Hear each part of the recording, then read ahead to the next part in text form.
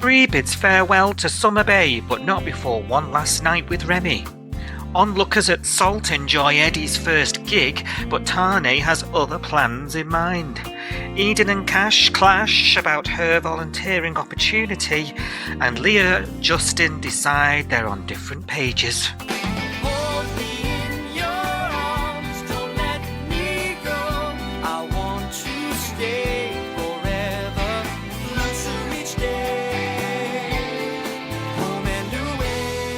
Is it true you only went to the barbecue because you knew Sonny was going to be there? Who told you that? It doesn't matter who told me that. Is it true? I wanted to check on him after we found that photo. I thought he just showed up.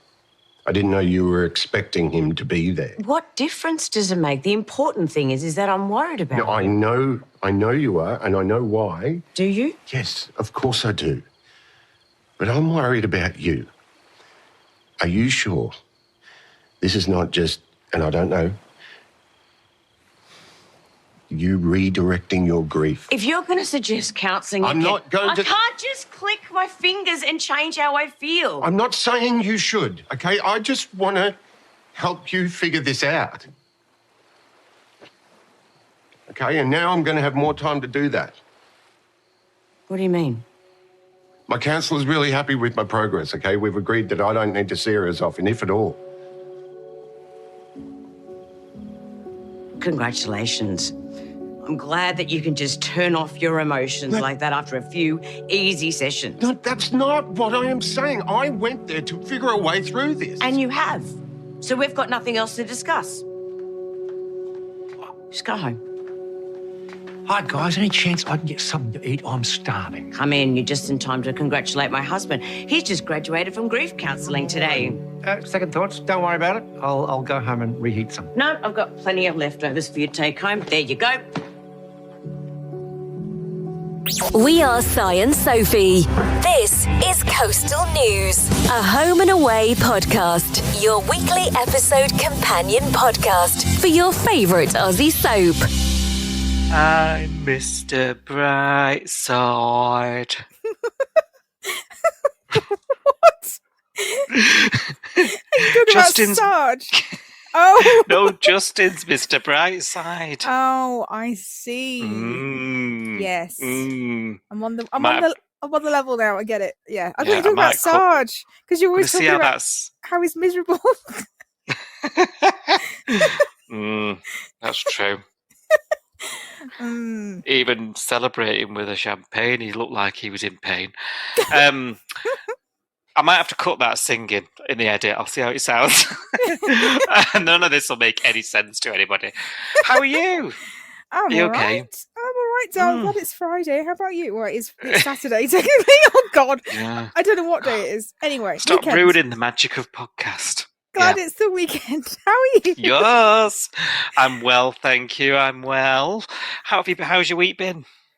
You mean non-homers or homers? Because any of the above. Probably the same answer as slog. It's been a slog this week. You struggled getting here. I've struggled with everything this week, and yeah, I need to get some stuff off my chest. So you've been warned. All right. How about you? Buckling up as we speak. Not bad. Yes, I would agree. There's some exasperation this week with certain characters. We'll get onto it.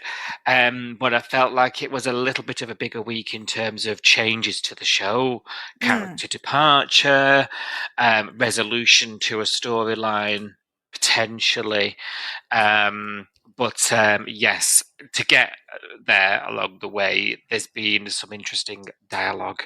And I was thinking tonight as well, watching tonight's episode, are we looking at a Langham reset here? The much needed Langham reset. I can't wait to find out. So yeah. On this week's poll, last week, you remember I said to you the poll, people were sort of galvanising towards sort of 3 out of 4 surfboards. But this week, we've gone back to being a nice spread again on this week's poll. So I think we're not alone. Some people are really enjoying things at the minute, and some people are falling back into sort of where you sounds like you're going.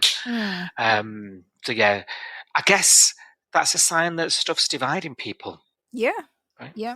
Yeah. So and that gets everyone talking. I have noticed on sort of the forums and stuff, there's lots of chatter at the moment. So some of the stories are quite relatable. It's got people talking again. Took a while to get going off the ground this year. Yes. Stuff like that. I think January has been quite quiet on the old social media and everywhere for home and away fans. I don't know. I think January's just one of them where you just want to hibernate, don't you? And you don't necessarily like any kind of social interaction, even if it is through your phone, just feels like a lot, doesn't it? Sometimes it's that's you just true. need to just zone out for a bit. But I think people are starting to come out of the woodwork now.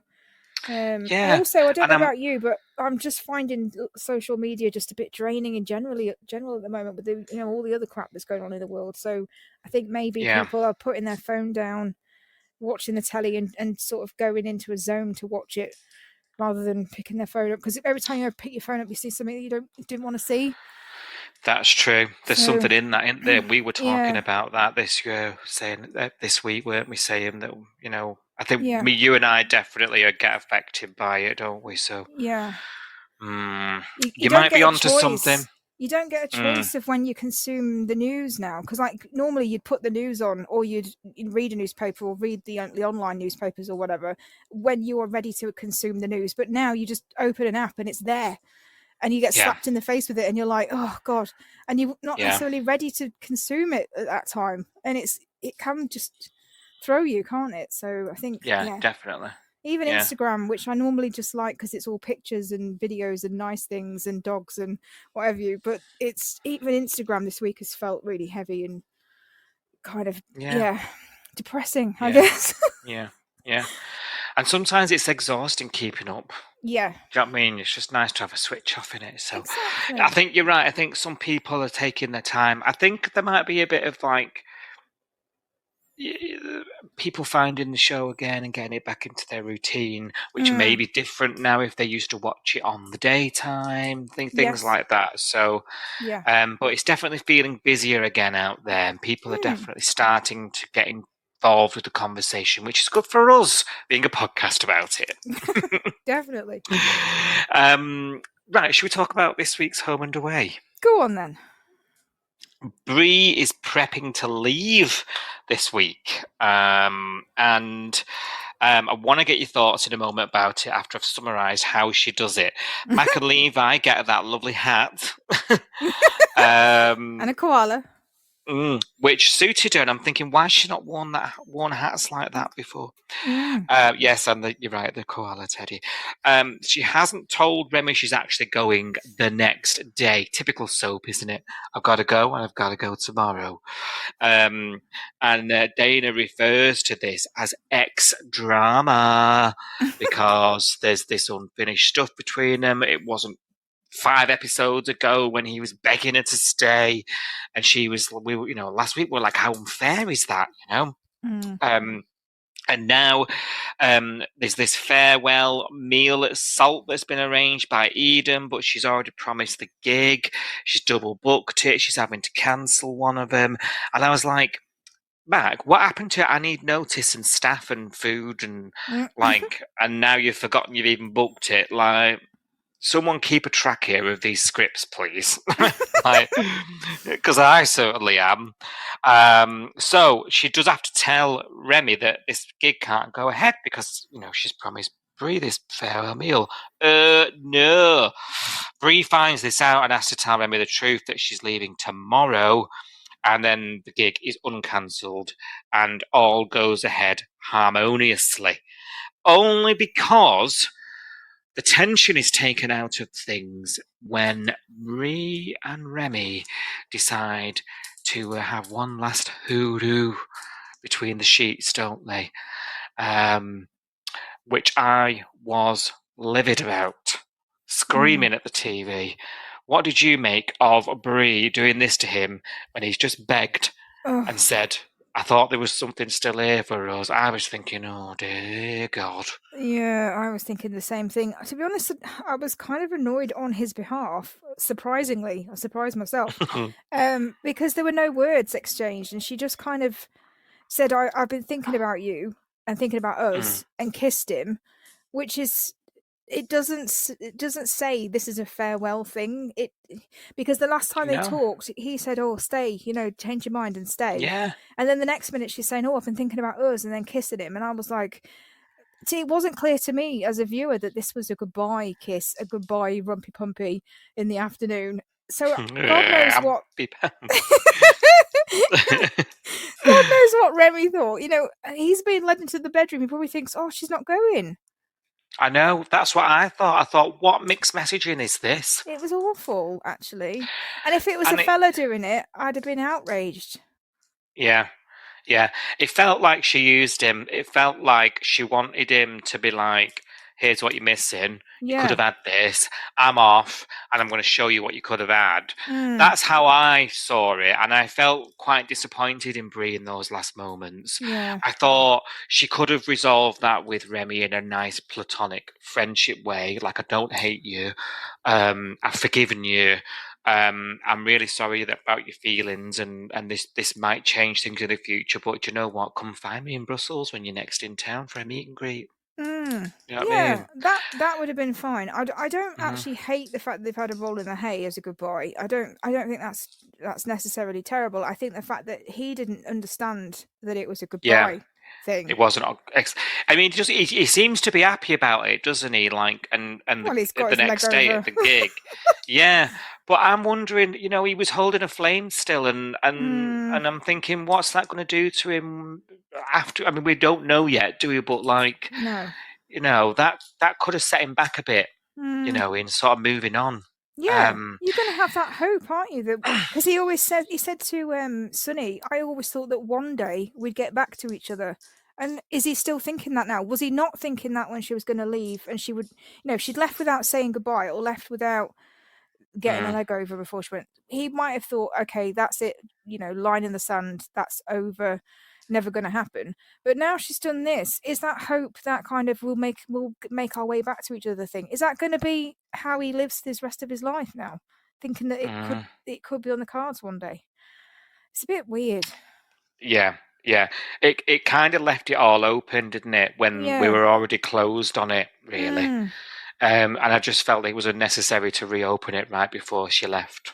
I just think if she was going to do that, you say up front, how about, instead of leaving it on a bad note, how about we just have one rollabout for the last time to say goodbye? Yeah. And then he could have consented to that, or he could have said, no, I don't want to do that because that's going to mess me up. Yeah. I don't know. I just feel like the conversation, and if it had been the other way around, if it had been a fella doing it to a woman, I think everyone would have kicked off. Yeah, I think you're right. There is that gender bias in that behaviour, isn't there? You're right. Yeah. Right. So I was a bit disappointed with her. I was. What did you make of her exit? Like getting in the back of the car and being waved off by two characters and nobody else. Well, I'm going to say the whole thing was really sad, and I don't mean in a boo-hoo way. I mean just in a really pathetic kind of sad way, because even her farewell meal. I mean, Max said, we've come back early. We want to treat you to a farewell meal, me and Levi. Levi didn't even bloody turn up. He was still at the hospital. And if it wasn't for Remy's gig, there would have been no one else in Salt that night to have a farewell with Bree. So I thought that was a bit sad. And then the fact that there's, just Remy and Sonny. And Sonny seems to be at everybody's leaving do lately. And well, this is it. I mean, to be fair to Sonny, he lives with her. He does. He's not known her that long in the grand scheme. No. When you think of some of the other characters, I mean, Dana was like, "Oh, I'm on the night shift. If you're here, you're here. If you're not, have a nice life." I was like, "Wow, Dana! Like, you could have done something before work with her. Made a bit of a thing about it." There was nothing, was there? Because she was like, "Oh, I can't come to your farewell meal because I'm rostered on." Okay, fair enough. But there was no effort to do anything else. No. And you've got, there's so many other people. I mean,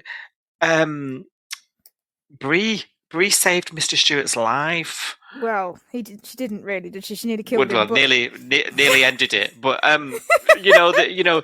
some point she's been involved in everyone's recovery from something. Yeah. I just thought some acknowledgement of that legacy, because let's face it, we said last week on the show, we haven't really got a lot else to go on.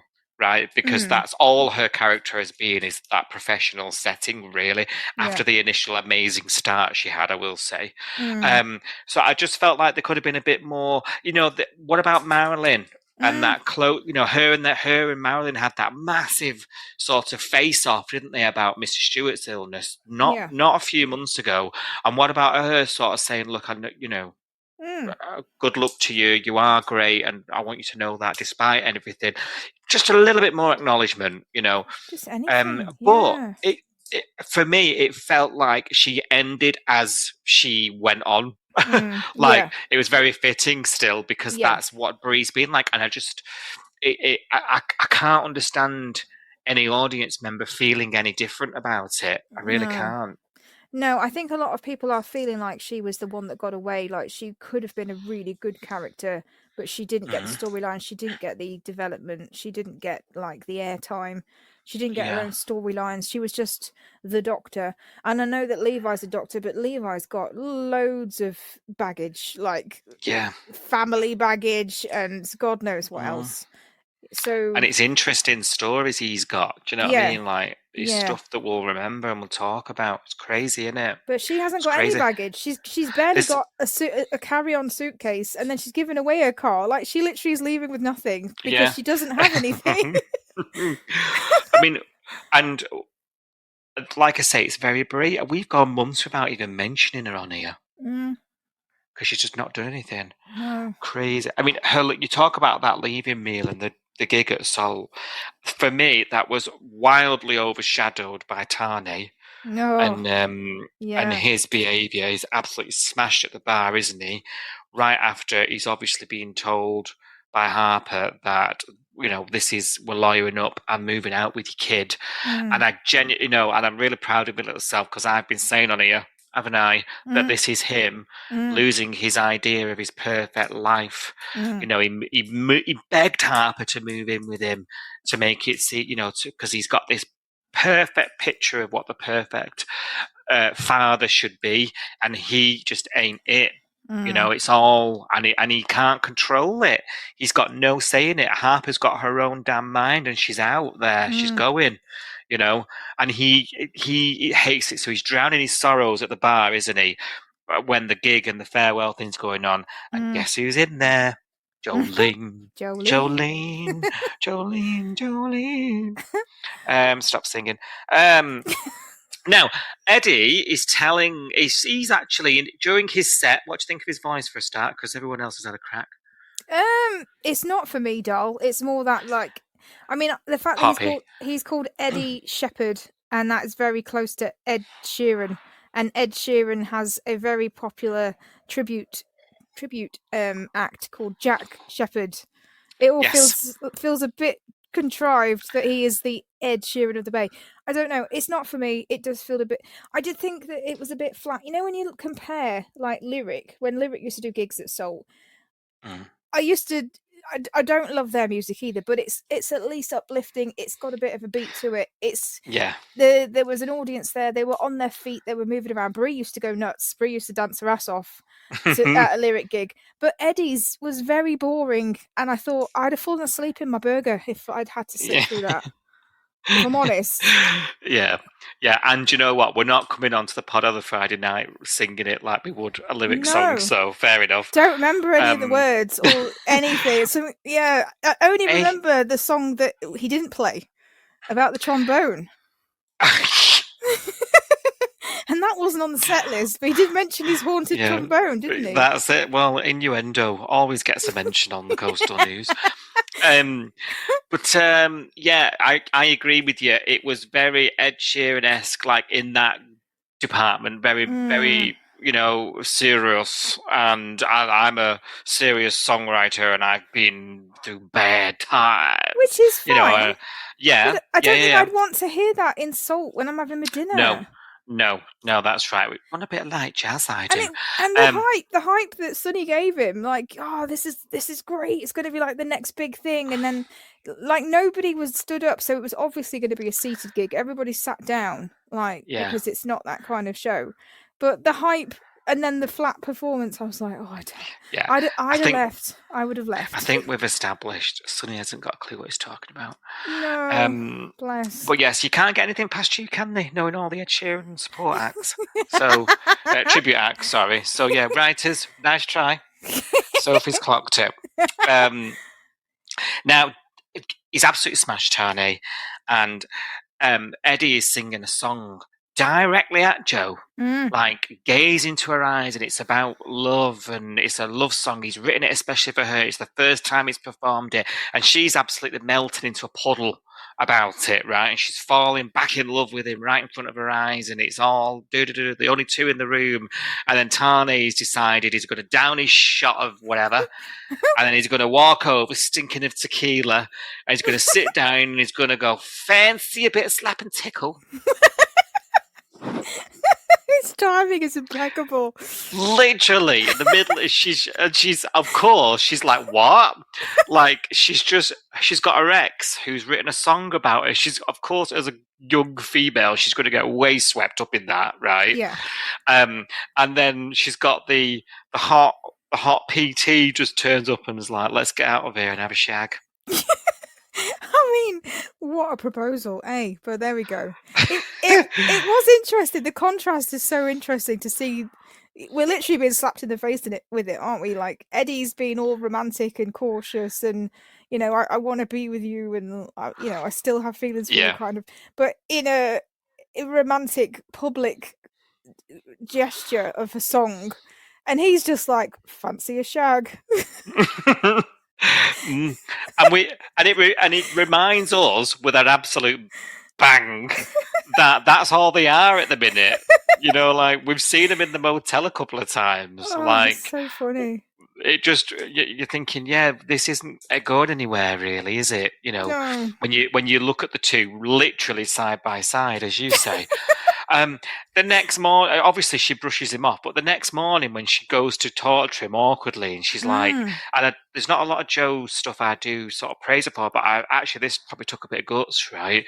She's gone up to him, and she said, look, last night, can we just forget that happened? Like, that's, can we just move on? And he doubles down. So he's like, no.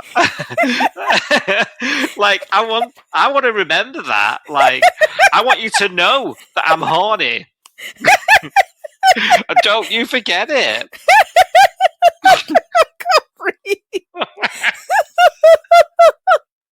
It's so funny. It's so funny. I was actually crying laughing at all of this stuff this week. I needed this as well. I needed a laugh. Thank you, Tane. Oh, it was so bad. It was such a terrible. I don't know. It's just not what a girl wants, is it? Come on. No. And if anything, she needs to thank Eddie for doing her a favour, because I don't think she'd have seen this side of him. No. Can you imagine if same timeline as what's happened with Harper, but Eddie's not here? And can you imagine what he may have been like, sort of, with Jo? But would he have been as interested? This is the question. Would Tane be this interested and this desperate to get Jo if Eddie hadn't rocked up? Well, I don't know. He was sort of he was dead good about it to begin with, wasn't he? He was like, oh yeah, you need to explore it. And now he's realising that he's not someone's first choice. He's losing everything else. Now he's losing the girl, isn't he? So yeah, you're right. Is he clutching now? Like, I don't know, is he just going hell for leather? Exactly. Is he that interested? Does he think that they're going to be the next big thing? Is he falling in love with it? I don't think he is. I think he's just gone, someone else wants her and my life is going to shit. I need this for my ego, for validation. I need her to pick me. To make me feel better. That's how I'm reading it. Yeah. I can see it. So definitely. Now Eddie also sees it, doesn't he? He sees this conversation and he's joined the dots. And and he's gone, and fair play to him, he's gone to her and said, like, why didn't you tell me? Like, I look like a plonker. I spoke to Tane and was like, oh, you're such a good trainer for her. You her like, basis. Yeah. Face cringing about that conversation. I would be. You would, wouldn't you? And he just feels a bit of a tool on the back of it. And she's all like, and ultimately she has led them both up the garden path, as they say. And he's a bit miffed about it. And then Sarge throws his sausage sizzle, which I was very excited for. Yes. And Eddie ends up, rather than distancing himself from Joe, he ends up mucking in with the barbecue. And I have a feeling that's going to just get us brushed over this hurdle quite quickly, I must say, with that. It'll fix it all. Barbecue does, doesn't it? And Eddie does say to Joe, I need you to make a decision. Fair play to him. He needs to know where he stands. He's not messing about. He's got no time for that. And she then seems like she makes it by kissing him. So Tane is out on his ear, literally on his own. He's baby mama and baby are going to be moving out any minute. Can't wait to see that. And yeah, he's going to be all alone. So we'll see what happens.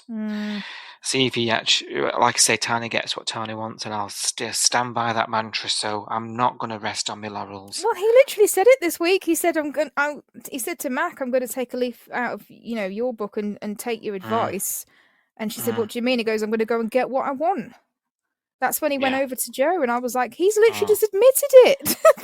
That Tane gets what Tane wants. Unfortunately, not where Joe's concerned. Not every time, anyway. No, that's going to be very interesting for him to have to deal with, I think. It was that scene the next morning. Let's forget it. No, let's not. I'm like, yes, Tane, you're going to want that forgotten. Yes, she was giving you an out, mate. She was giving you a chance to say, oh, yeah, I was drunk and I was an idiot and I'm sorry. Yeah. And it was very Neanderthal of me. And no, he doubled down. So I was crying. I wish we'd watched that episode together because I think you and I would have been in bits. Yeah, we would have. Just us watching Home and Away together would be something. It would. I choked on my coffee. Oh dear. So funny. What do you think about Harper telling Tane then that she's moving out? And because there's that's been quite fraught, hasn't it? She's she said we don't trust each other, which I do agree with actually. Yes, I mean they don't, do they? Because she doesn't trust that he's going to run off with the baby again, and he doesn't trust that she's not going to run off to mum and take Archie. So the trust has definitely gone, and I think they definitely are doing the right thing by making it a formal arrangement, etc. And I mean, we said it last week. They need to move out. They need to get out from that house. Yeah. They can't live together. They can co-parent, but they can't be they can't be so entangled in each other's lives like this anymore. It's just not healthy. No. I'm actually really confused about this though, because she said, oh, we're moving out tomorrow, and then he got a text message saying that Cash was helping her move, and then she said, oh, you can contact me through my solicitor, because I think he asked her where are you moving to, and she said, oh, you can contact me through my solicitor, I'm not giving you the address. Then I was expecting her to spring up at Dana's, because obviously Bree left at the beginning of the week, and I thought, oh, she's going to go to Dana's and move in with her, and Paul, Dana and Sonny are going to end up with a baby in the house, and that's a bit of a mood killer. But I can't think of any other logical place for her to go. She hasn't been on the show since, and she isn't living at Dana's house. So has she gone to Mum's? Where is she? Yeah, I don't know. I'm trying. Is it all one long day, and we just haven't? I'm going to say I'm trying to think of the timeline. Has the timeline really slowed down? There's definitely been a next morning, hasn't there? There's been a couple of next mornings. I think I was trying to work it out. We haven't seen Harper Bree since went in the Tuesday. Morning. Yeah. I wonder if the timeline slowed down a bit. Mind you, then when you think about what came after, maybe it is one day. Maybe we need some answers, because I don't know where she is. I don't know whether she's on her way still. I mean, Cash helped her move, and Cash was at the end of the week. He was at Salt, and acting like it never happened. And I was like, Can we have an update on where Harper is? Where is she? I know, because that's the most interesting storyline right now. To be honest, I think it's his block storytelling. It's just victim to that, I think. I just don't think we have time to talk about it until next week. Yeah. Tune in to First Look tomorrow, listeners. Yes. Hopefully it'll be on there. Because you'll know it's coming. Well, I've convinced myself that she's either at the dodgy motel and she's going to be next to Joe and Tane if they ever rekindle, whatever that was, or she's gone to see Mum and she hasn't told anybody. Yeah, well, it could be either or, really, couldn't it? And I think one would lead to the other regardless, because she's definitely going to be like, "F you, Tane." Yeah. Like, I'm doing it. It's my kid. So, and this whole thing was his doing. If he didn't overreact and go times 0 to 3,000 and mention the C word, as we said last time, then none of this would be happening. All he had to do was say, "Oh, I'm a bit ropey, a bit concerned about your mum. Would you mind if I'm there? Yeah. If you do introduce her." Yeah. That's all it had to be. Yeah. All it had to be. And he's caused this, and I think this is why he is acting the way he is. He's being down on himself. He's being, woe is me, isn't he? Woe is me. You're right. I was thinking that all this week when you said last week, like, he's doing it, all of this stuff he's doing with Joe is just him overcompensating for how he feels about the Archie situation. And I was watching the whole of this week. I was like, you're so right. He's absolutely doing it. He's absolutely doing it. Yeah. There's no other explanation for it, is there? No. So, no. Yeah. Yeah. And I mean, Harper's going to cool down at some point, right? But right now she is livid. And I can't say I blame her, but like this whole, she won't even talk to him. Like, she's asking him to talk through solicitors. Like, this is gonna, not gonna end well for anyone involved. No. At least the child. And this is such a common thing, and I think this is why it spurred a lot of reaction from the audience, because this relatable. How many the child always stuck in the middle, and they're always the ones that lose out in the end, and nobody ever learns. The same thing repeats over and over and over again, doesn't it? No one ever learns from anybody else. And you either relate to it because you are the parent that feels hard done by, or you're the child that grew up in the middle of it. Yeah, this is it. Such a poignant story, but I'm loving. I mean, Harper's great for me in this, and we've all struggled with her, Yes. But I love the Harper with a backbone. I love her standing up for herself like that. Yeah. Mr. Stewart, let's talk about this. Mr. Stewart's talking about volunteering with Eden. Let's talk about this volunteering thing. So. She goes home and looks up opportunities on the super duper Eden computer, and she finds herself at YCPD. Now, I had to laugh at this because we were taking the piss, saying she's going to be a PCSO. Little did we know. I know. We didn't. Did we manifest this? I don't know whether we did. Maybe we should be more careful about what we talk about. Yeah. Yes. And there's some concerns, isn't there? Especially where Cash is concerned, because he's like, nope, straight away, not the response that Eden was expecting, and he's worried that she's going to have a target on her back. She's the cop's wife. Why her? I mean, that target would be there now, like, let alone wherever she worked. But I guess she'd be more in contact. Yeah, if she's supporting a witness and the person that's done something to them, decides to retaliate against her, I guess that's where this is coming from. Yeah, she's going to be closer to it. Yeah, exactly.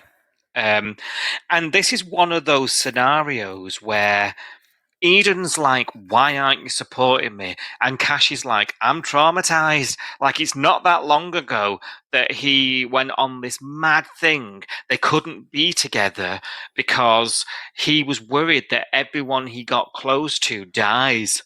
Like, that wasn't a million miles ago, was it? I actually forgot until you mentioned it. That was a huge... I think that's where we're supposed... This is what this is supposed to be from, Yeah. Everyone dies around him. You know, and that was it was a massive mental thing that he had to overcome. Curse. I remember the cash curse. There we go. It's all flooding back. So I'm like, yeah, Cash, I can see that. I can understand your reaction now because of that context. But also, like, he did agree to, you know, work on that. He did the work. They got back together, and he got back to work eventually as well. And then you've got to move on, and it's something she wants to do. You want to have to support it. So I'm one of these where I don't know what side I'm on. Yeah, I mean, until you said that, I was fully Team Eden, because I was like, for God's sake, Cash, this is the first time the girl has ever got excited about something that wasn't playing guitar. You know, it's the first time she's ever shown any interest in anything, getting out of bed for anything that wasn't involving being in a bar. So I was like, just let her do it. And I said, you know, I was thinking, if it all goes tits up, you're there to pick up the pieces with her. Like, that's married life. So I think I was on her side, and I was just thinking, just support her. And like, maybe if you're worried about her, teach her how to, I don't know, protect herself, or teach her how to safeguard herself, or maybe even defend herself if it ever got to that. You know, give her the skills that she needs to sort of, I don't know, address the kind of worries or concerns that you've got, which are genuine. They are genuine worries. But I was in her corner, but now you're right. I forgot about the curse, and actually it's coming from a place of, like you say, trauma and being triggered. And this is, I hadn't thought about that. I just wonder why he didn't say that to her, because then she might have come off the ledge a bit. Do you know what I mean? Yeah. She might have gone, oh yeah, you're right, I'm sorry. You know, and then they could, because I think if they'd have gone to Sarge together with their concerns, rather than individually. When he was going behind her back, I was thinking, you moron, when will this guy learn? Yeah. You know, trying to go behind the back. He does it all the time, doesn't he? And then it ends up being I'm just not ready for this. Another argument tomorrow now. But I think if he'd have said to her, look, it's dangerous, and, you know, everyone, you know, I've had this before, you know what I've been through, and you know, sort of I think she needed to remind him. Yes. You know, yeah. And then and they so could have I. gone through together. Yeah. Yeah. And he wasn't very explicit about it, but I feel like that's what we should have been understanding from it. I think you're right. I think you're spot on. I just hadn't put two and two together, but now you've said that, it makes perfect sense now. I was calling him all sorts of things, and I'm a Cash fan, and I was like, you're a galah, because, like you say, the sneaking behind his back, the talking to David thing really annoyed me. And actually, I was quite satisfied when David dropped him in it, because I was like, yeah, fair enough, David. Like, drop him in it. He deserves it. So, and that's coming from someone who, you know, puts cash. Yeah.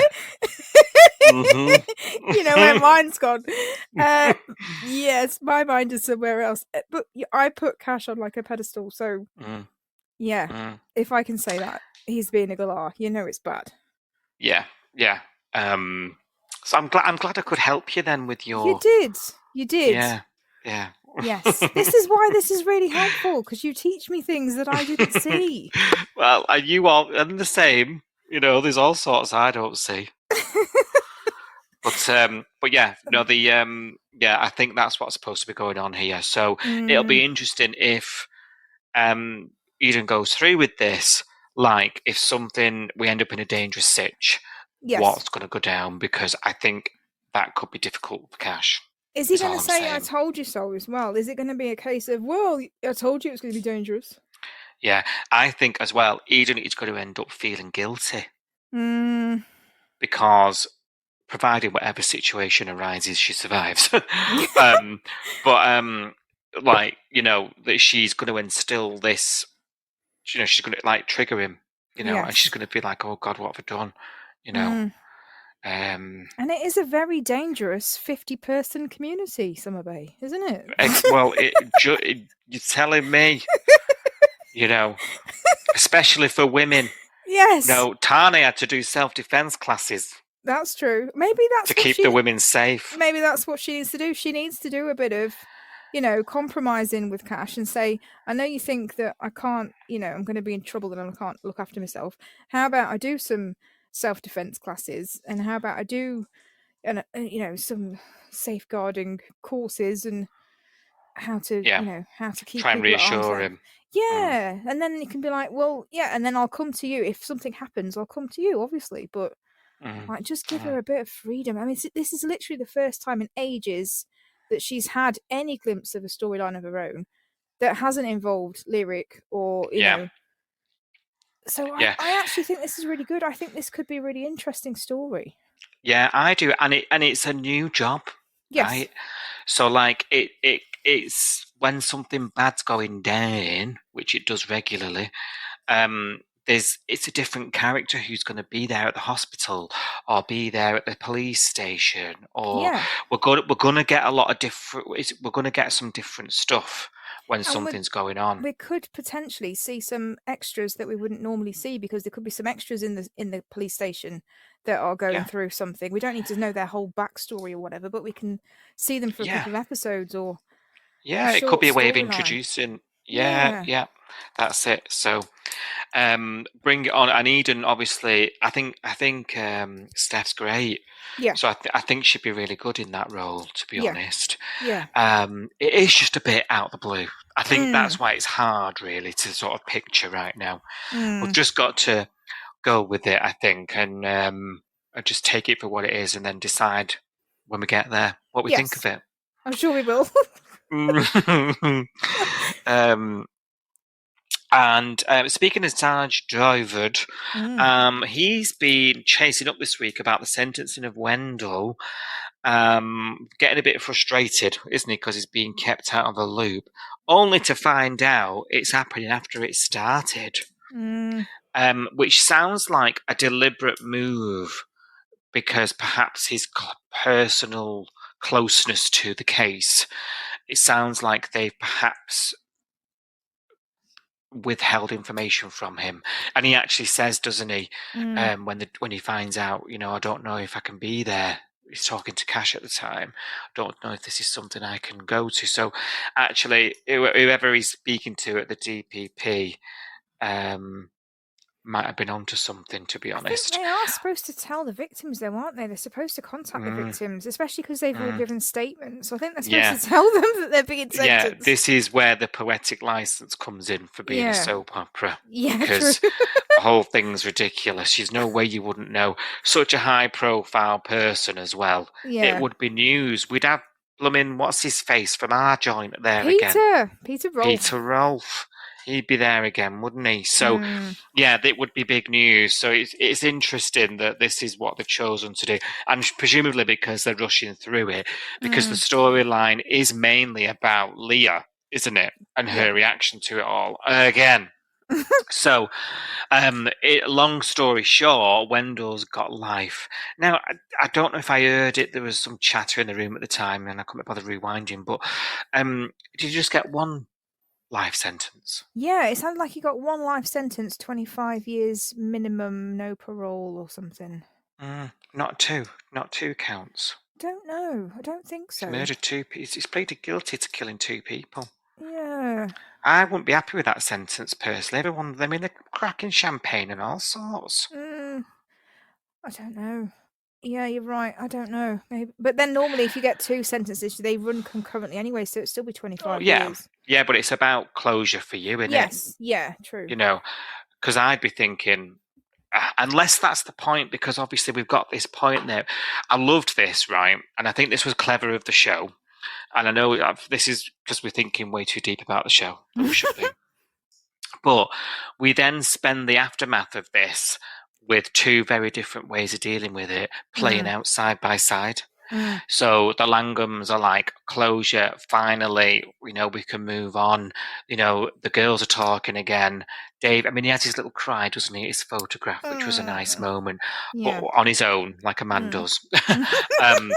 But, they're all, as a family unit again, they're at that end point of coming through something, and then that's peppered in with Leah, like, not knowing what to do with it still. Her and Justin are in pieces at this point. It's causing major problems with Sonny. She's completely misreading that situation, isn't she?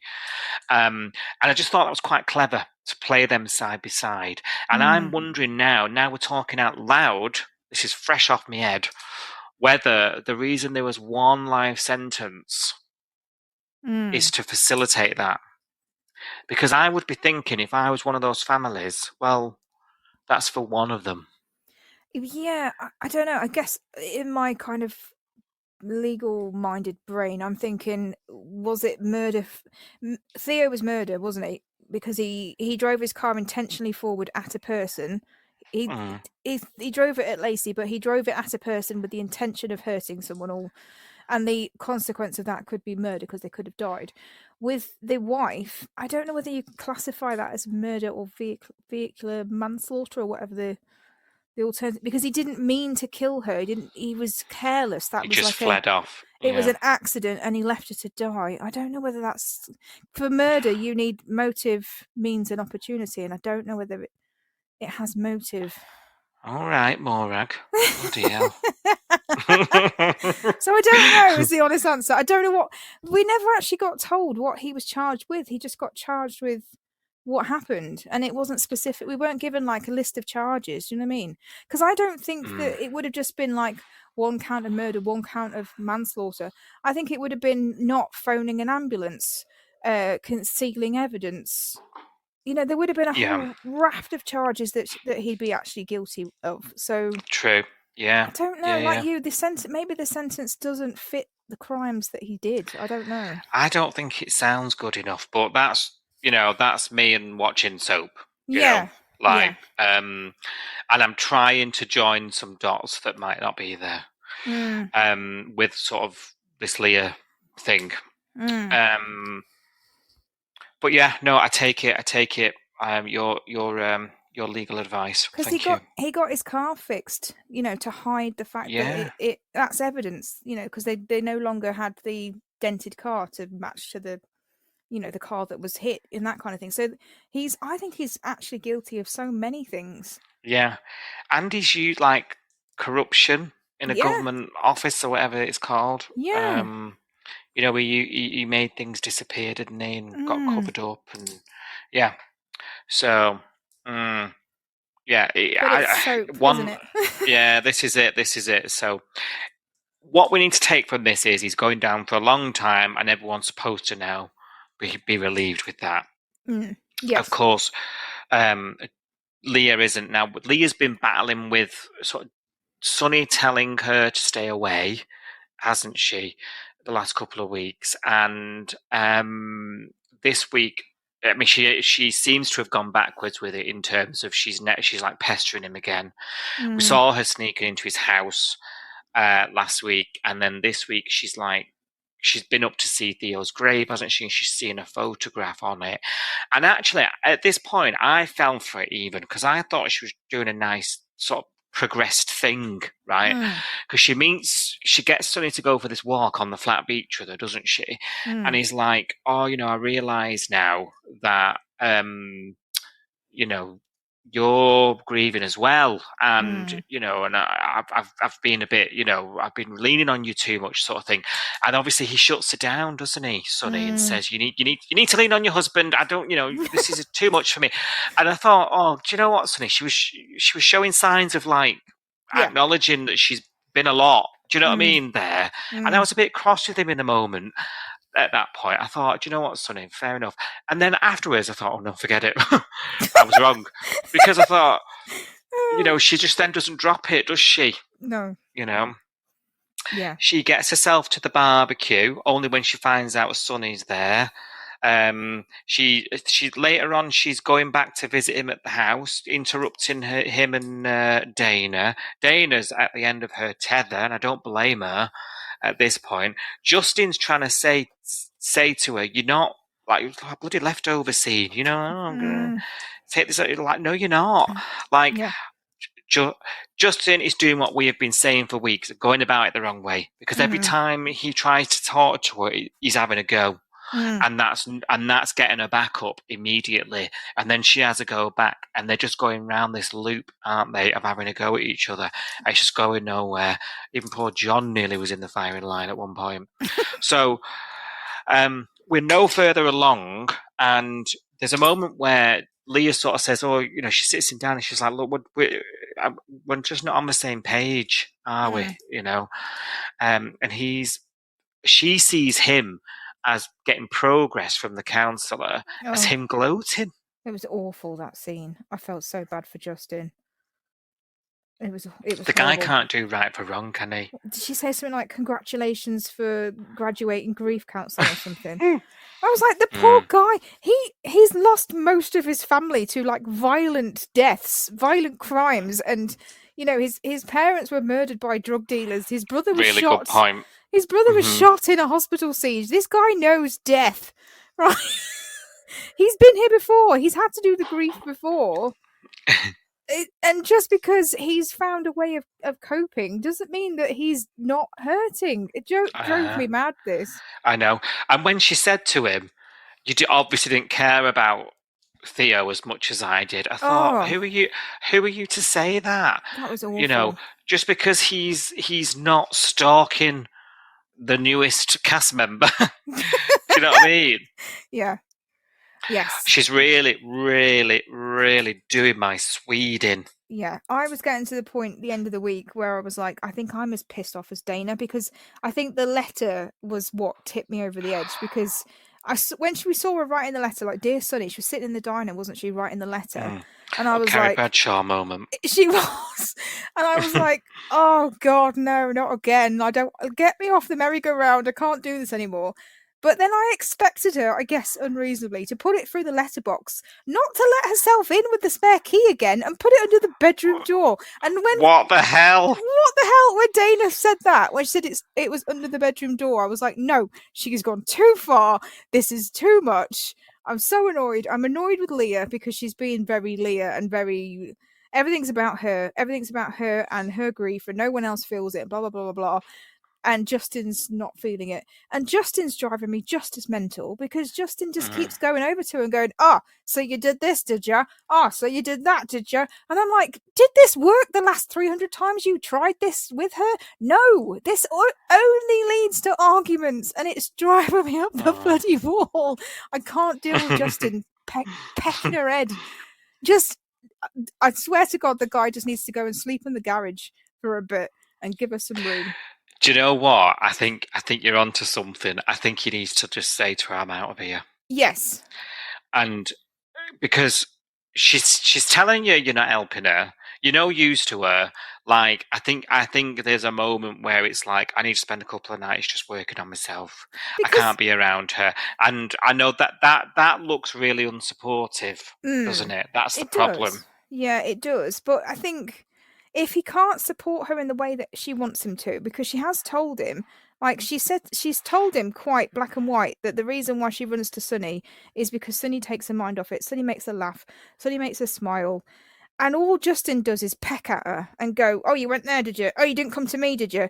And I just think, why don't you try something different? Why don't you try what Sonny does? All Sonny does is just sit there quietly and listen to her and then go, yeah, I know how you feel. Whereas Justin just goes, oh, yeah, well, there's worse things going on, or and he just says the wrong thing. He just literally says look the on the worst bright thing. side.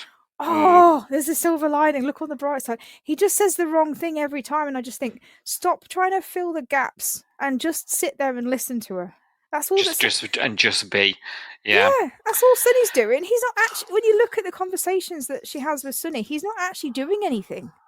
Well, no, and now I would argue, like, Sonny telling her to back off is probably he's probably entering Justin territory. I would actually say, right, if Justin suggested to Leah now, let's have an hour on the PlayStation. Yes. Right? I think she'd kick off at him. She probably Whereas would. when Sonny said it, she did it. And I think it's because he's external from the family. Yeah. I think it's because he's an outsider that she's gone to him and it works better. And also, like, she's she's projecting it onto the nearest thing, and unfortunately, that does seem to be Justin. That she's acting her grief outwards, and she's lashing out on him, when it's her partner, and unfortunately, that's what you do with your partner sometimes, doesn't it? You laden them. Yes. Because you can push your partner, you can't push a stranger. Yeah. This is it. So I think that's where we're at with it all, to be honest. I think if Justin said verbatim anything that just Sonny says to her, he'll say it wrong. It'll be wrong. True. He just needs to be quiet, I think. I think he just needs to... There was a moment in the diner when Cash came in to tell them about the sentencing. He said, "Oh, I've just popped in to tell you that the sentencing is happening right now." And she went mad, didn't she? She was like, "Oh, why didn't we know about it? How long is it going to take?" And Cash was like, "Oh, it could take a day, it could take 2 days, it could take a week." And she was like, "But why? Like, he's guilty." And Cash was like, "Yeah, but they need to go over the victim impact statements. They need to go over, to actually come to a conclusion. It's not about whether he's guilty. We know he's guilty, he's pleaded guilty, but it's about the severity of the sentence and the length of the sentence. And they have to take it all into account." So, he was just explaining very calmly, and she was kicking off. And you can kind of understand that, but then what Justin did was kind of just try and mansplain to her and just go, "It is what it is, Leah, calm down." And I thought, you didn't actually need to talk then, Justin. All you need to do was grab her and hold her. Hold her under something. She just needs to feel support. She didn't even need the words, and you're really bad at that. Like, don't talk. Yeah. Just be quiet. Yeah, no, I agree. Every time he opens his mouth, you think, shut it. I know. Just hold her. Just give her space. Give her, listen to her, and don't listen to respond, which is what he does. He listens, and then he goes, "Oh yeah, I've got an idea." And I'm like, no, just listen. Don't even try and come up with a thing. You can't make her feel better by telling her something. And we're not, and this isn't you and I letting her off. We're saying as well that she's unreasonable. But it's on both counts, isn't it? They're just making each other worse, and I just think, it's going to get to a point that's now. one thing. That's one thing I do agree with Leah, that they are making each other miserable. Yeah. I think you've hit there. I think a bit of space might help. Although, does that make things worse for Sonny then? Because that opens Leah up to her own will, her own free will. But then I guess you have, if Justin gives her space and Sonny tells her he can't see her because he's busy with Dana, she then has to sit on her own and have her own thoughts, and then maybe she'll come to some kind of self-awareness where she's realizing that she's been absolutely vile. I don't know. I just think, because all she's doing is just babbling at Sonny and not actually dealing with any of it. Yeah, you're right.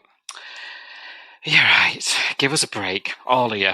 Honestly, it looks like at the end of the trailer on Friday that it's going on to next week, and I was like, I don't think I can. I don't think I can do it. Oh, have you got the energy? Have you got the energy to go? We can always just ban it off next week's pod. That's true, but we have to watch it.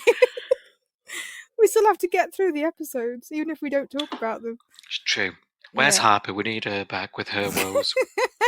At least her woes are interesting. Right now, her woes are quite interesting. I want to know where she is and whether she's with Mama. And it's not often you can say that, is it? Not often I miss Harper, I'll be honest. In fact, put it in the book because it's that rare. Right, Si, it's time for your say on the Bay. My say on the Bay. I was waiting for that. Please allow me my one highlight of the week. No, Granted. It's not your say. It's the part of the pod where we hear from other people, you guys out there listening right now, what you thought of what's happening in the Bay this week. Because it's not all about us. You've just heard us rant on for about an hour, I think. Thank you for staying for all of that. We needed it, get it off our chest. But I think you guys need it as well, because we've had quite a few people filling the form in this week and giving us their thoughts. And I think they need to get these off their chest. So we'll do that for you. But a cathartic kind of group therapy, which is kind of what Leah needs, I think. But there we go. Yeah. Maybe Leah should write a form to us. No, that would be bad. That would be... Yes. I'm not reading that out. Anyway. She'd crash the form. She probably would. Yeah. We don't have time. Don't have time for that. Don't have time for you, Leah. So last year we launched our new website, didn't we? coastalnewspod.com. Yes. And with it came our form, the Your Sound the Bay form. So if you go there, coastalnewspod.com, you find the form in the Your Sound the Bay section, fill it in, put your name in, fill in the box that tells us what your thoughts are. We want to know what you think about the episodes that you've watched this week. What do you think of everything that's going on? Have you got an opinion on Harper and Tane? Have you got an opinion on Harper and Mum and Tane and Joe, Leah and Sunny, and that, triangle with Dana? What do you think? So if you think you want to share some thoughts with us, and we might just read them out next week on the podcast, if you go to coastalnewspod.com and fill the form in, we might read it out next week. Or alternatively, we are on social medias. So we are on Threads, Instagram, YouTube, Twitter, Blue Sky, etc. We're at coastalnewspod.com. And we also tweet along, don't we? We tweet along when we watch the show. So 6:30 till 7 p.m, Monday to Friday, we talk to people on X, Twitter, etc., using the Home and Away hashtag, Home and Away UK hashtag, sorry. And people jump on there at 6:30 when they're watching the show, and they tweet something and they put hashtag Home and Away UK, and then we all look at what's on that hashtag and we all, have a discussion about what's happening right now as we're watching it, which is really good fun. So if you can't fill the form in, but you are watching the show live and you want to get your thoughts out and talk to other Home and Away fans, you can do that on Twitter, can't you? At 6:30. Yes. Come along. Come on down. It's good fun, I think. So we have had some people using, in fact, 4 people this week have sent their thoughts to us on the old form, which is very exciting. So thank you guys for taking the time to fill the form in. The first person that got in contact is Emma. Hi, Emma. Hello, hooroo. First one of the year. No, I think Emma's been on before recently. Can't remember. I think she was on before recently, a couple of weeks ago. But we do get regular messages from Emma. It's really nice. We used to get emails from Emma. Now we get forms from Emma, which is great. So Emma's going to kick off her comment with observations about Harper. Now we've just been talking about Harper, haven't we? Briefly. So Emma says, Harper, wow. Honestly, she dumps Archie on anyone at any given moment, and because Tane decides to protect Archie from potentially meeting druggy granny. Yes, she says Tane should be more adult and not just take off with baby Archie. Yeah. But she's put shade on both sides there. She's saying she's dumped him off on anybody, because she did dump him off on Maz, didn't she, this week? To go see somebody. Was it Dana? Yeah, she does, and she does that a lot, to be fair. Yes, she does that a lot, but yet, has a problem with Tane, not being happy with her dumping her off and going off and. That's a good point that we didn't raise, actually. To be fair, yeah. Is it double standards? Yes, potentially, isn't it? Yeah. Yes. She also has some things to say about Tane, though. So not just he should be more adult and not take off with the baby, but also she says, I don't like jealous Tane. No, I don't think we do either, do we? Although it is kind of funny. It's kind of amusing, but in a kind of watch it through your fingers kind of, God. Yeah. She says you could say he was actually a little bit desperate around Joe and too many red flags. I think you could definitely say that. Definitely say desperate and red flags. As normal, Tane just went after what he wanted. Literally his own words. Yeah. Went after what he wanted. That's what he said. He said, I'm off to get what I want. And that made me cringe. Leave Joe alone, she says. Better off with Eddie. Ooh. Yeah.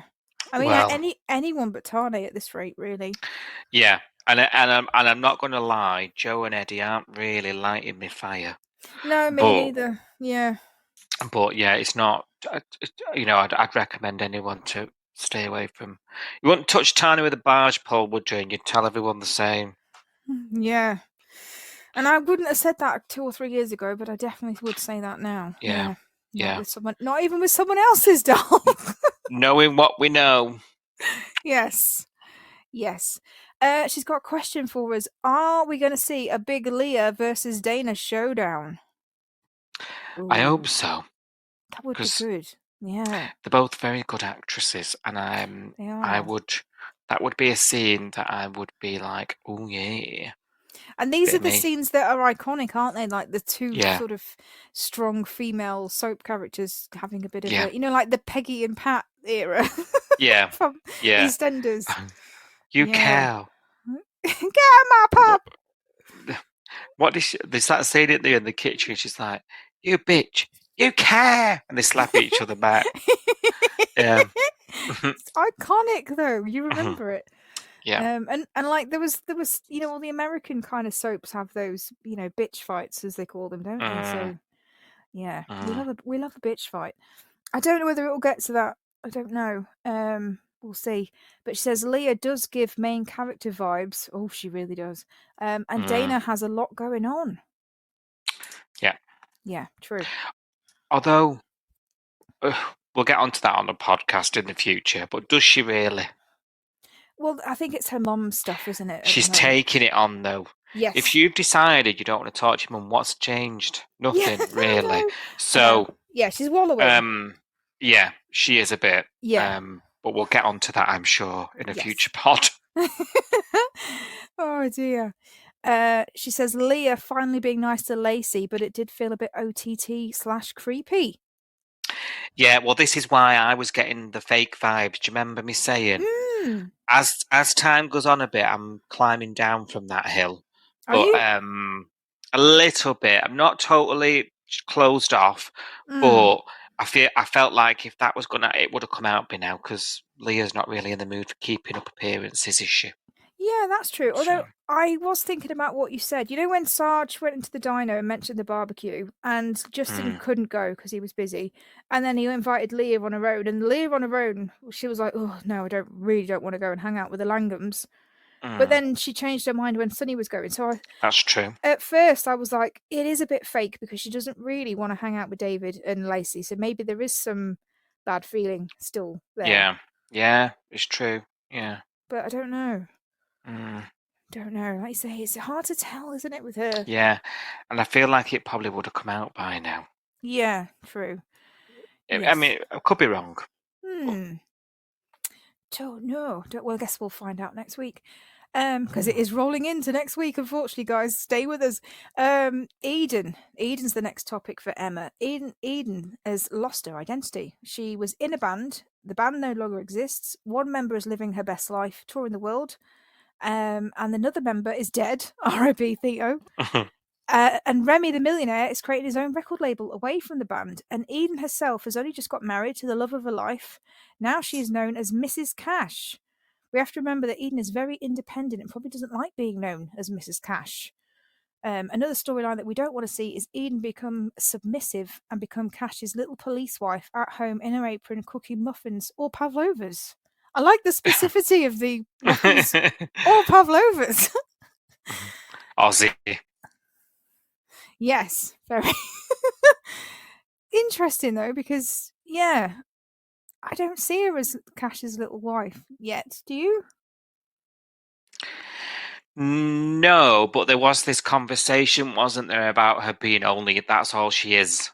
I think that's what she thinks other people see her as, but I don't think other people do see her as that. Yeah. No, I don't.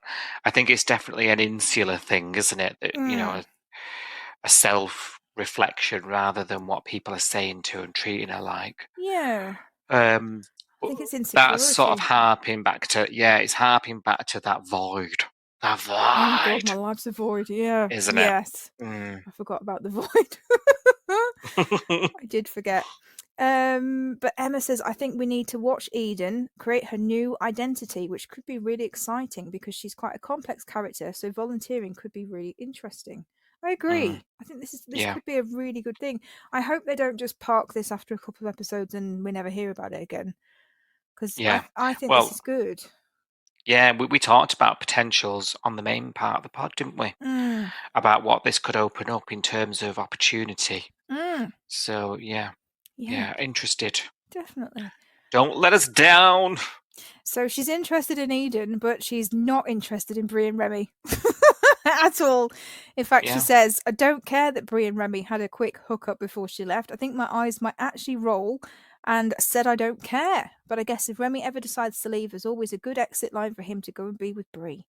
That's a good point. True. Yeah, hadn't thought about that. That is a good, if he does need to scoot off at any point. It's nicely set up, isn't it? Yeah, that is pretty good, because his exit is, Again, though, I would want to be murdered. I'd want to be killed off, but there we go. You would want something big, wouldn't you? I'd want a big bang exit, you know? Yeah, same. Yeah, yes. So, yeah. And then the last sort of comment that Emma's made is about Harper. Where's Harper living? So I kind of asked you this, didn't I? Like, we haven't seen her since Tuesday. She's supposed to have moved out. She's supposed to have had Cash helping her, but we've not seen her rock up at Dana's house yet, which is where I was expecting her to be. We've not seen boxes in the living room, as if she's moved in, and we just haven't seen her on screen. She doesn't seem to be anywhere right now. So, she's saying, where does Harper live? I assume she's going to move in with Dana and Sunny, but, now there's no Bree. But Tane doesn't think she's living with Dana. So where is Harper living? That is a good question. We don't know. We still don't know. Yeah, very good question. Don't know. Maybe we'll get the answer next week. I'm hoping we do, because and I hope it's bad. I hope it's. I want to get the popcorn out ready. I'll be honest. Yes. I hope she's in some trailer that's got no wheels, and it's Mum's drug den. Oh God! Yeah, that would be hilarious. Hilarious. On the wrong side of the river. Oh yeah. Yeah, definitely. That'll be good.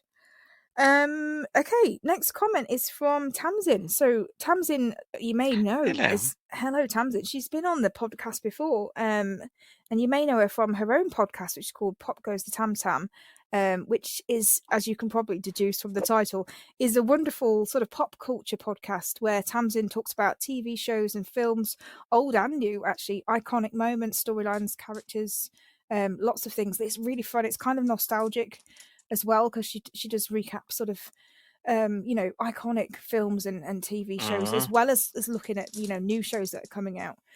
So if you haven't checked out Pop Goes the Tam Tam podcast, go and check that out. She's been on this podcast a few times, hasn't she, as a guest host when I've needed to duck out. So thank you for that, Tamsin.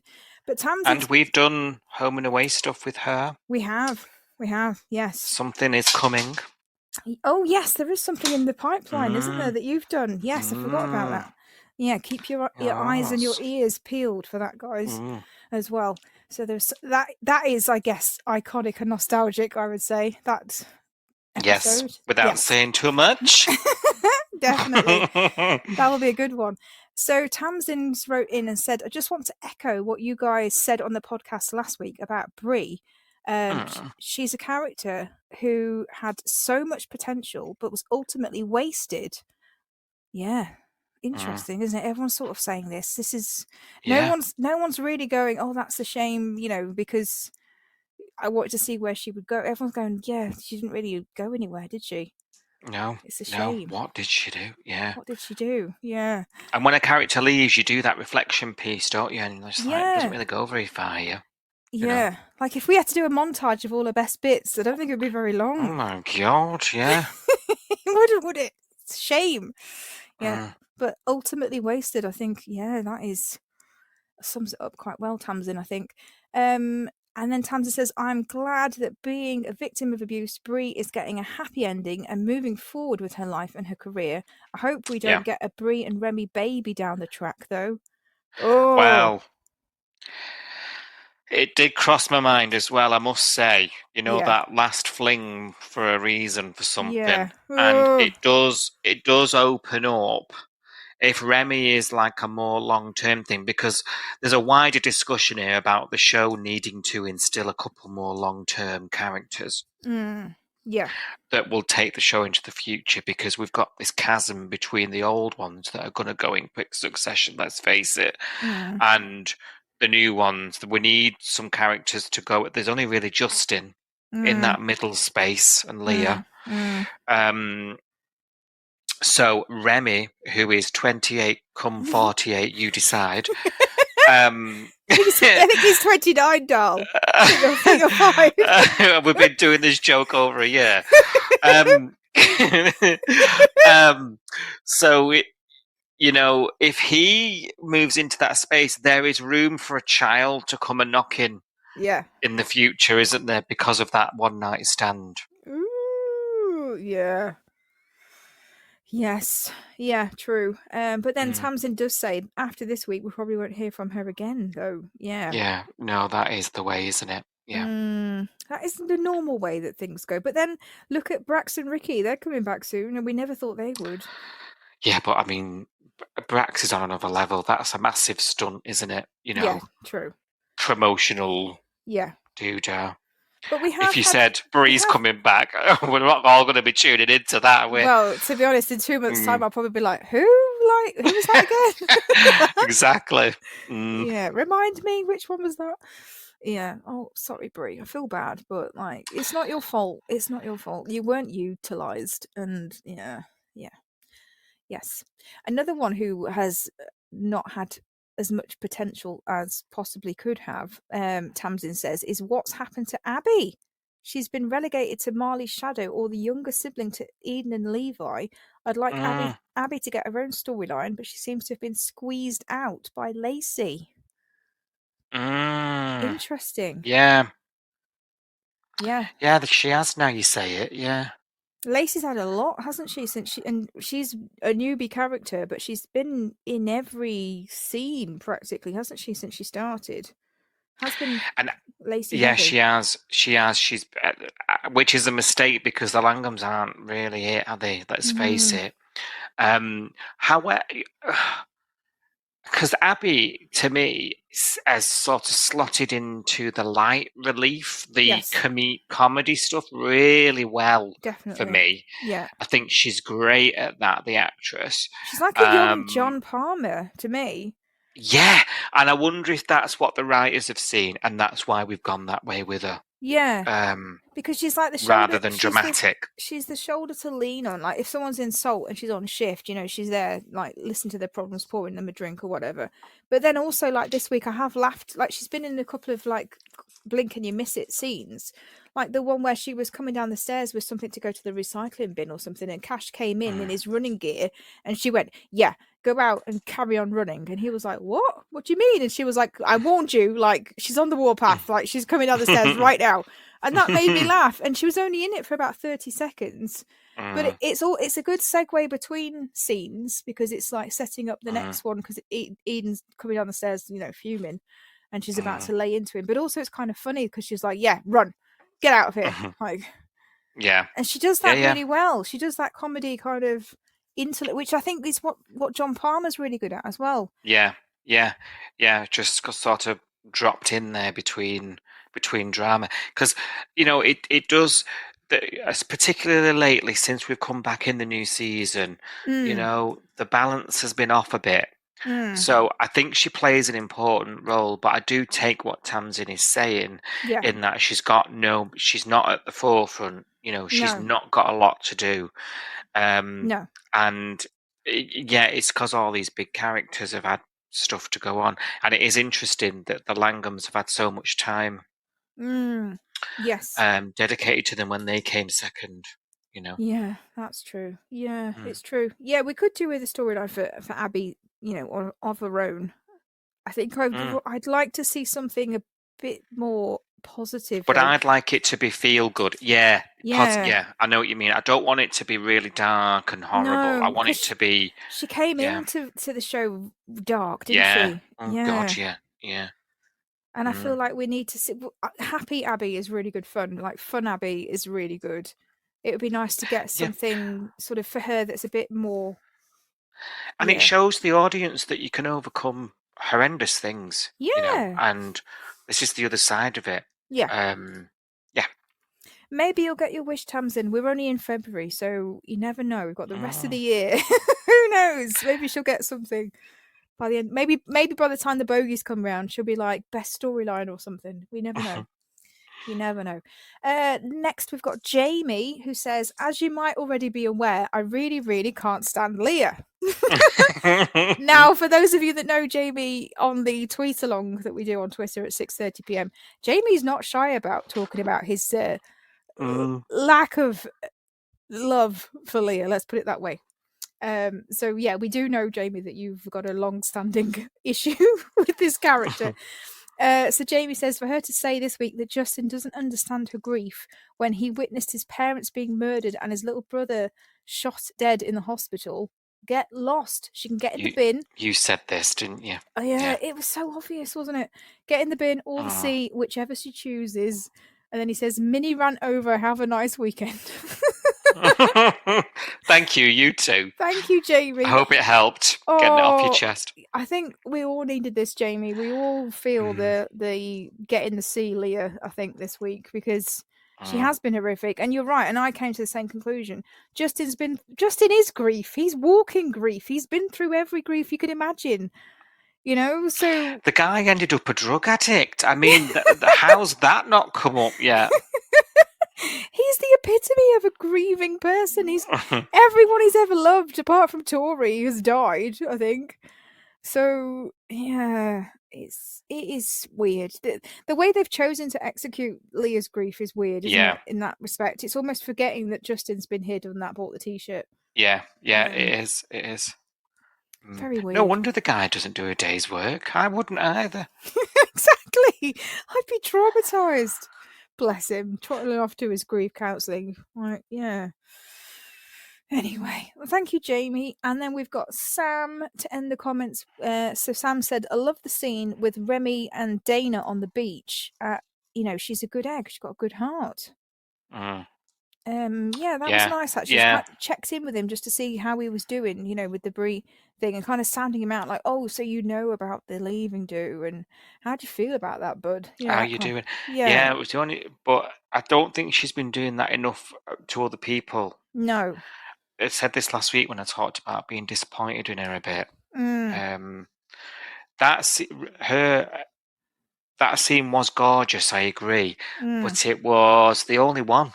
Like, there's so many other people affected by what's gone on lately. Yes. Yeah. She's been sort of consumed, I guess, by her own stuff going on, hasn't she? And the fact that her boyfriend is being monopolized by Leah, I think, has got to her. And yeah, maybe give her a bit of grace. But yeah, we could see a bit more of this, couldn't we? Really? Yeah. I think we could. I tell you what I like, talking about Dana and scenes with Dana, was the Eden and Dana stuff this week, and I want to see more of that going forward. Yes, I think they make good friends, actually. They do. And if Eden might be at the hospital a bit more. Yeah, that could be interesting. Yes.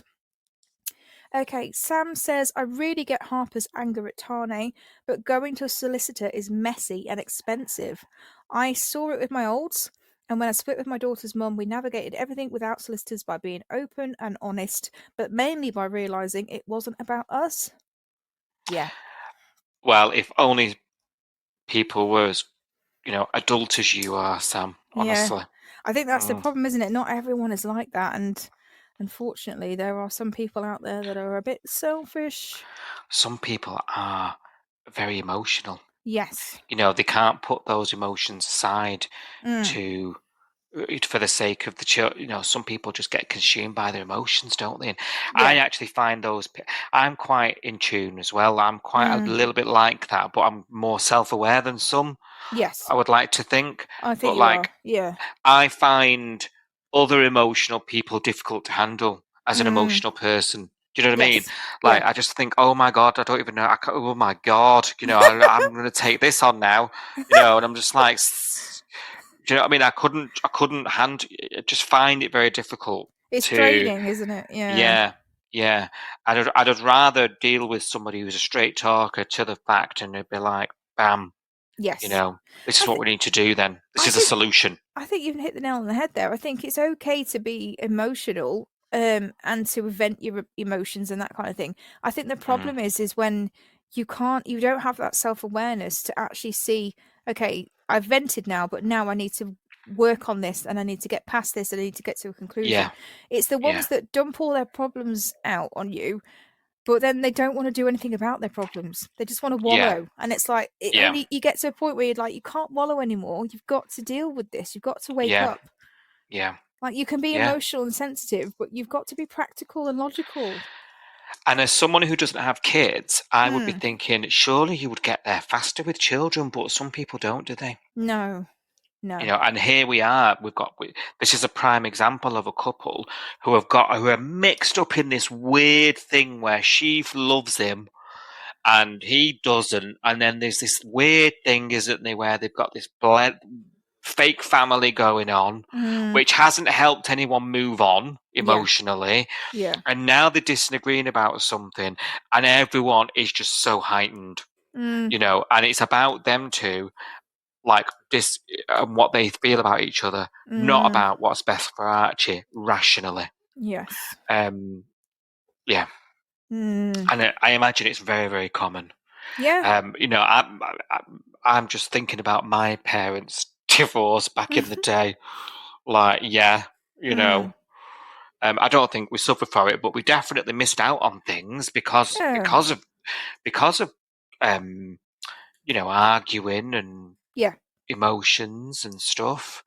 And you hear, do you know what it is? You hear things. Thank God Archie's as young as he is, because the children hear things, they carry things, and then they form opinions really young.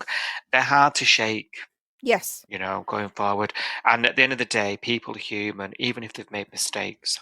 And if they've made mistakes, that's the thing. When your parents are in the heat of the moment and they're angry at that other person, that's raw emotion, and whatever they come out with is in the heat of the moment raw. But as a child, you don't understand that, and you just think, oh, they're really bad because they've made my mum feel this way, or they've made my dad feel this way, and you can't then shake that opinion. No, it's really hard. No. And obviously, if you're like me as well, I used to listen in on phone, didn't I? Upstairs. We all did. We all did that. You'd hear that little click, and you'd be like, someone on the line. The youth listening today won't understand the stress of doing that. No. True. Yeah. So we'll have to see. Will they get any more adults? I don't know. I don't think so. I think they're both pretty hot-headed and confrontational and self-absorbed. But there we go. Tane more than Harper, but she gives him a good fight, I think. Yes. Sam also wants to talk about the Langham daughters. So Joe and Lacey. He says, are they late 20s or tweens? They could be so cringe. I can't decide if Eddie is actually playing and singing as well. Yeah. I'm not sure about any of that. So I don't know how old the Langhams are supposed to be. All I know is that Joe is older than Lacey. I don't really know what... I'm assuming they're in the 20s. They are playing young, aren't they? Yeah. When I think about myself in my 20s... Yeah. And Eddie, I don't know. I don't think he can play guitar, but I'm happy to be told otherwise. I think any music on the show is all to track, isn't it? Surely for... Yeah, but some of them can actually play guitar, but he doesn't even look like he knows where to put his hands. Oh, right. Yeah. Yeah. It's a bit weird. They either do a close-up of his face when he's singing, or they do a really wide-angle shot of him playing guitar. Oh, right. Yeah. So you can't see what he's doing as much. Yes. I have noticed. But I haven't decided whether he's faking the guitar or not. I'm not sure. And then lastly, Sam says, I really liked Bree. Yes, they could have done more with her, but I loved her surfing scenes. And he put in bracket, red-blooded male, sorry, not sorry. Fair enough, at least you're honest. Can't judge you, Sam. I'm as bad with cash, so I can't judge you. But he says, I thought this was funny. It was very fitting that she left in her worst ever shirt. Now, if you are part of the tweet-along, you might know that there are several people on the tweet-along on Twitter that absolutely hate one of Bree's shirts that looks like a few tea towels that have been kind of stitched together. And I think Mr. David is probably the biggest hater of the shirt. And she was wearing it the day that she said goodbye to everybody, said goodbye to the bait. It was very funny that they picked that shirt for her to go off into the sunset in. So that did make me laugh. Maybe it was wardrobe saying this shirt's going with her. Yes, you'll never see this shirt again. Don't worry, it's gone to Belgium. Could be that. It could. Hopefully, it's that, because if someone else turns up wearing it, I think Mr. David might explode. Oh dear. So, just to say thank you to everybody. So, thank you, Emma. Thank you, Tamsin. Thank you, Jamie, and thank you, Sam. Thank you for filling out the form. Without it, there would be no Your Say on the Bay. Please take the time to like, subscribe, and review Coastal News wherever you source your podcasts, and ensure you never miss an episode.